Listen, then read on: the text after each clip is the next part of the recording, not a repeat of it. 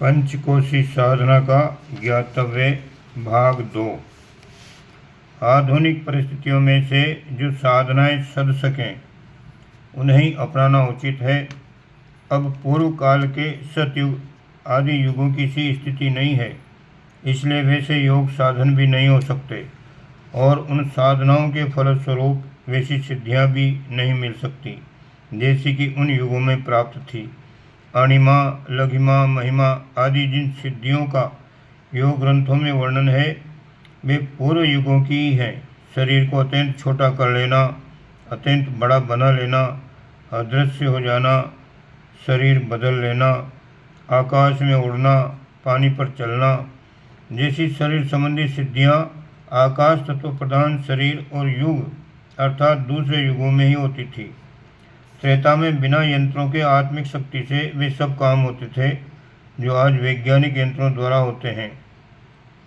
विमान, रेडियो, विद्युत, दूरदर्शन, दूरश्रवण, अत्यंत भारी चीज़ों का उठाना जैसे कामों के लिए आज तो वैज्ञानिक यंत्रों की आवश्यकता होती है, पर त्रेता में यह सब कार्य मंत्र बल से, प्राण शक्ति से हो जाते थे। रावण, कुंभकर्ण, मेघनाथ, हनुमान, नल नील आदि के चरित्र पढ़ने से पता चलता है कि वे प्रकृति की उन विज्ञानभूत सूक्ष्म शक्तियों से मनमाना काम लेते थे जितना आज बहुमूल्य यंत्रों द्वारा बहुत थोड़ा उपयोग संभव हो सकता है। महाभारत में दिव्यास्त्र शस्त्रों का वर्णन मिलता है। शब्द भेदी बाण, अग्नि अस्त्र, वरुण अस्त्र, वायु अस्त्र, सम्मोहन अस्त्र, चक्र, सुदर्शन आदि का प्रयोग उस युद्ध में हुआ था। उस काल में मनुष्यों और पशुओं पक्षियों में विचारों का आदान प्रदान संभव रहा। पशु पक्षी और मनुष्यों की वाणी में उच्चारण का अंतर था, पर दोनों के शरीर में अग्नि तत्व तथा जल तत्व की सूक्ष्मता पर्याप्त मात्रा में रहने से एक दूसरे से अपने विचारों का भली भांति आदान प्रदान कर लेते थे। त्रेता तथा द्वापर की ऐसी अनेक कथाएं उपलब्ध हैं जिनमें मनुष्यों तथा पशु पक्षियों के संभाषण के विस्तृत उल्लेख हैं। इस युग में प्रकृति का अंतराल पहले की भांति सूक्ष्म नहीं रहा है। सृष्टि का बालकपन समाप्त हो गया और वृद्धावस्था आ रही है। इन दिनों जल तत्व और पृथ्वी तत्व ही मिश्रित संधि चल रही है। जल तत्व घटता जा रहा है और पृथ्वी तत्व बढ़ता जा रहा है। जल तत्व का गुण मन है। ऊंचे उठे हुए आध्यात्मिक महापुरुषों में आज मनोबल विकसित पाया जाता है। उनमें विचार शक्ति, इच्छा शक्ति और प्रेरणा शक्ति अब भी पर्याप्त है। इस मनोबल द्वारा वे अपना तथा दूसरों का बहुत कुछ हित साधन कर सकते हैं। इस युग में बुद्ध, ईसा, मोहम्मद गांधी, कार्ल मार्क्स आदि महापुरुषों ने अपनी प्रचंड प्रेरणा शक्ति से संसार को बहुत हद तक प्रभावित किया है। मैच में रेजम मनोबल का ही एक खेल है।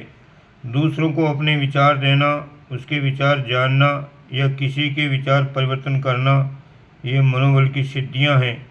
और भी कितनी ही छोटी मोटी सिद्धियां इन दिनों हो सकती हैं जिनका इस पुस्तक में यत्र तत्र वर्णन किया गया है। कई सिद्ध पुरुष कभी कभी ऐसे भी मिल जाते हैं जिन्हें पूर्व युगों की भांति सिद्धियां प्राप्त होती हैं, पर अब उनकी संख्या नहीं के बराबर है। जल तत्व घट रहा है, इसलिए आध्यात्मिक पुरुष प्रयत्न करके मनोबल ही संपादित कर पाते हैं। धीरे धीरे ये भी कम होता जाएगा और जब पृथ्वी तत्व की जड़ता व्यापक हो जाएगी तो केवल शरीर बल ही लोगों की विशेषता रह जाएगी। आगे चलकर जो शारीरिक दृष्टि से शक्तिशाली होगा उसे ही तत्कालीन सिद्ध पुरुष माना जाएगा। कई व्यक्ति योग साधना द्वारा ऐसे चमत्कार प्राप्त करने की फिराक में रहते हैं कि लोगों को आश्चर्य में डालकर उन पर अपनी महत्ता की छाप जमा कर सके। इसी उधेड़ बुन में वे इधर उधर फिरते हैं और धूर्तों की चुंगल में पड़कर अपना बहुत सा समय और धन बर्बाद करते हैं। हमने स्वयं चमत्कारी सिद्धि की खोज में अपने जीवन का बहुत बड़ा भाग लगाया है। एक दो अज्ञात रहने वाले महापुरुषों के अतिरिक्त हमें सभी चमत्कारी लोगों में धूर्तता ही मिली है। अपने पाठकों को हमारी सलाह है कि वे चमत्कारी बनने की बाल क्रीड़ा में न उलझें, क्योंकि पहले तो वर्तमान युग ही ऐसी सिद्धियों के अनुकूल नहीं है, फिर कदाचित बहुत परिश्रम से कुल मिले भी तो बहुमूल्य परिश्रम की तुलना में वो अत्यंत तुच्छ होगा। बाजीगर कैसे कैसे खेल दिखाते हैं, सर्कस वाले लोगों को हैरत में डाल देते हैं, पर इससे वे क्षणिक कौतूहल और मनोरंजन के अतिरिक्त कुछ नहीं कर पाते हैं। ये सब बच्चों की सी बातें हैं, इस और किसी बुद्धिमान की प्रवृत्ति नहीं हो सकती। गायत्री की पंचमुखी योग साधना का वर्णन इस पुस्तक में किया गया है। इन साधनाओं से साधक की अंतः चेतना का आविष्कार होता है। मन और शरीर के विकार दूर होते हैं।